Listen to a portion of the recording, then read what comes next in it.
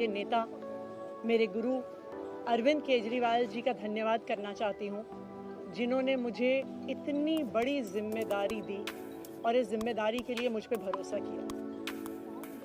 ये सिर्फ आम आदमी पार्टी में हो सकता है, अरविंद केजरीवाल जी के नेतृत्व में हो सकता है कि एक फर्स्ट टाइम पॉलिटिशियन एक राज्य की मुख्यमंत्री बने। मैं एक सामान्य परिवार से आती हूँ, शायद किसी और पार्टी में होती तो चुनाव की टिकट भी नहीं मिलती, लेकिन अरविंद केजरीवाल जी ने मुझ पर भरोसा किया, मुझे विधायक बनाया, मुझे मंत्री बनाया और आज मुख्यमंत्री बनने की जिम्मेदारी दी।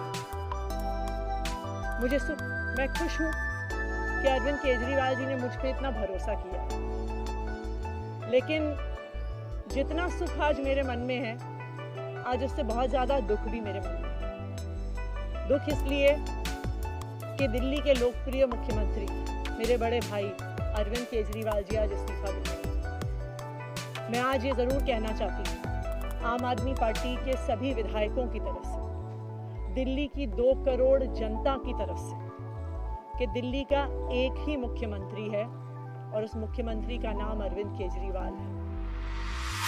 भारतीय जनता पार्टी ने पिछले 2 साल से अरविंद केजरीवाल जी को परेशान करने की, उनके खिलाफ षड्यंत्र रचने की कोई कसर नहीं छोड़ी। एक ऐसा आदमी जो अपनी IRS कमिश्नर की नौकरी ठुकरा सकता है, एक ऐसा आदमी जो एक नई पॉलिटिकल पार्टी से पहली बार चुनाव लड़के मुख्यमंत्री पद से इस्तीफा दे सकता है, ऐसे आदमी पर, ऐसे ईमानदार आदमी पर भारतीय जनता पार्टी ने भ्रष्टाचार के आरोप लगाए, झूठे केस किए, फर्जी केस किए, अपनी एजेंसीज ED को, CBI को उनके पीछे छोड़ दिया, उनको झूठे मुकदमे में 6 महीने तक जेल में रखा।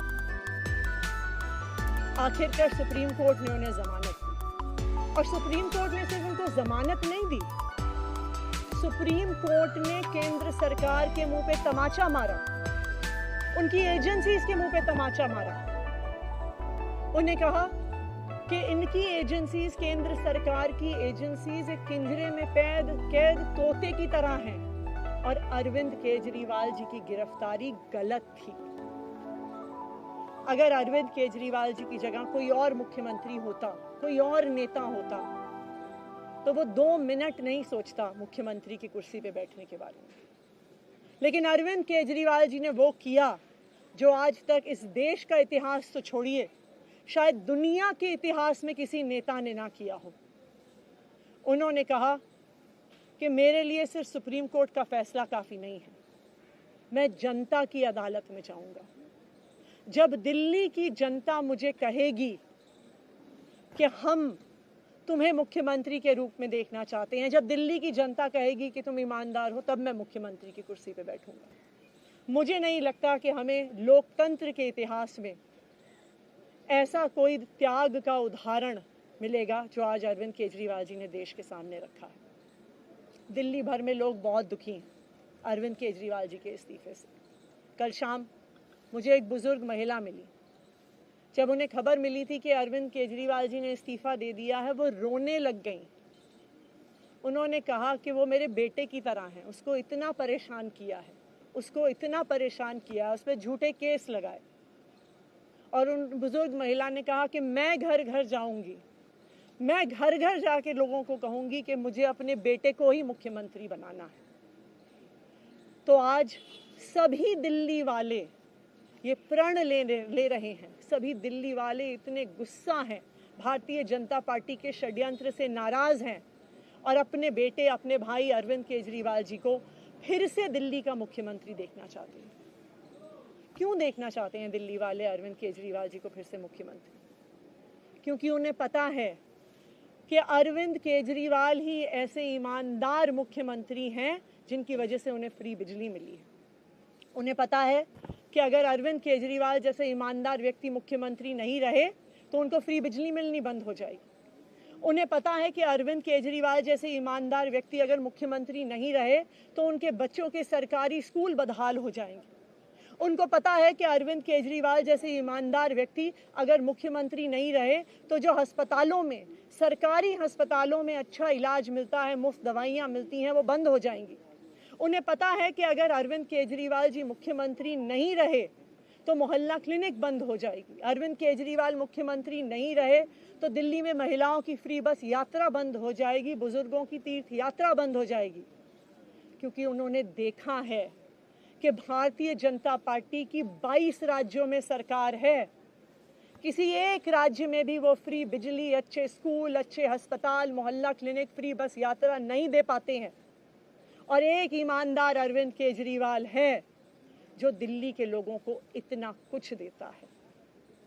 तो दिल्ली के लोग, आम आदमी पार्टी के विधायक और मैं अगले कुछ महीनों तक, चुनाव तक मुख्यमंत्री होने के नाते अब एक ही उद्देश्य से काम करेंगे कि हमें अरविंद केजरीवाल जी को फिर से दिल्ली का मुख्यमंत्री बनाना है। जब तक मैं इस बड़ी जिम्मेदारी को संभाल रही हूँ, मेरा एक ही मकसद रहेगा। मुझे पता है कि भारतीय जनता पार्टी अपने एलजी साहब के थ्रू दिल्ली वालों के खिलाफ षड्यंत्र रचेगी। मुझे पता है कि वो दिल्ली वालों की फ्री बिजली रोकने की कोशिश करेंगे। मुझे पता है वो दिल्ली वालों के अस्पताल में फ्री दवाइयाँ रोकने की कोशिश करेंगे। मुझे पता है वो मोहल्ला क्लिनिक बंद करने की कोशिश करेंगे। मुझे पता है वो सरकारी स्कूलों को खराब करने की कोशिश करेंगे। तो अगले कुछ महीने तक, जब तक ये जिम्मेदारी मेरे पास है, मैं दिल्ली के लोगों की रक्षा करने की कोशिश करूंगी और अरविंद केजरीवाल जी के मार्गदर्शन में दिल्ली की सरकार चलाऊंगी। मेरा अपने सभी कार्यकर्ताओं से, सभी विधायक साथियों से, दिल्ली के लोगों से बस एक ही अनुरोध है, आप में से कोई मुझे बधाई मत दीजिएगा, आप में से कोई मुझे माला मत पहनाइएगा, क्योंकि मेरे लिए और मुझे लगता है सभी दिल्ली वालों के लिए ये एक बहुत दुख की घड़ी है कि दिल्ली के चहेते मुख्यमंत्री को आज इस्तीफा दिया है। मैं एक बार फिर अरविंद केजरीवाल जी का धन्यवाद करती हूँ जो उन्होंने मुझ पर भरोसा दिलाया, मुझ पर भरोसा दिखाया है। और मैं दिल्ली के लोगों की तरफ से फिर से एक बार ये कहूँगी कि वो जल्द ही आने वाले चुनाव के बाद अरविंद केजरीवाल जी को अपना मुख्यमंत्री देखना चाहते हैं। धन्यवाद। का दावा आज ही पेश करेंगे